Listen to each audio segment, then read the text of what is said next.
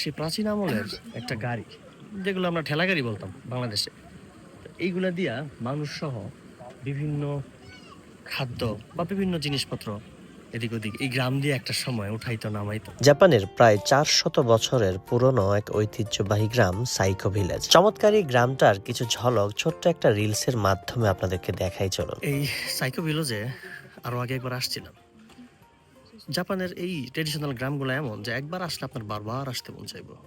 প্রাচীন ইতিহাস সমৃদ্ধ এক গ্রাম, ফুজি পাহাড়ের একদম পাশেই।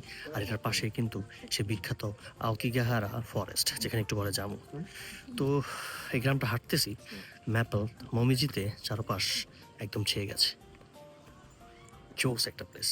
জাপানিজ এদো যুগের একদম প্রথম দিকে 1600 শতকের দিকে এই গ্রামে বসবাস শুরু হয় মানুষের। বিখ্যাত ফুজি পাহাড় আর তার আশেপাশের আওকিগাহারা ফরেস্ট ঘিরেই তৈরি হয় এই গ্রাম। এই গ্রামে আসলে আপনি দেখতে পাবেন প্রাচীন আমলে জাপানিজ গ্রামগুলোতে তাদের জীবনযাত্রা কেমন ছিল। গ্রামটা এতটাই সাজানো আর গোছানো যে গ্রামে হাঁটতে হাঁটতে আপনার মনে হবে যে আপনি নিজেই সম্ভবত সেই 400 বছর পুরনো যুগে চলে গেছে। তবে এই গ্রামটা 400 বছরের মধ্যে জাপানে অনেকগুলো প্রাকৃতিক দুর্যোগের কারণে বেশ কয়েকবার ধ্বংস হয়ে গিয়েছিল। আর এত বছর পরে জাপান সরকার সেই গ্রামটাকে এত সুন্দরভাবে সাজিয়ে গুছিয়ে দিয়েছে যেন পর্যটকরা এখানে এসে দেখতে পারে গ্রামটা কেমন ছিল। এই গ্রামের আরো কিছু রিলস আসবে, দেখতে হলে আমার পেজের সাথেই থাকুন।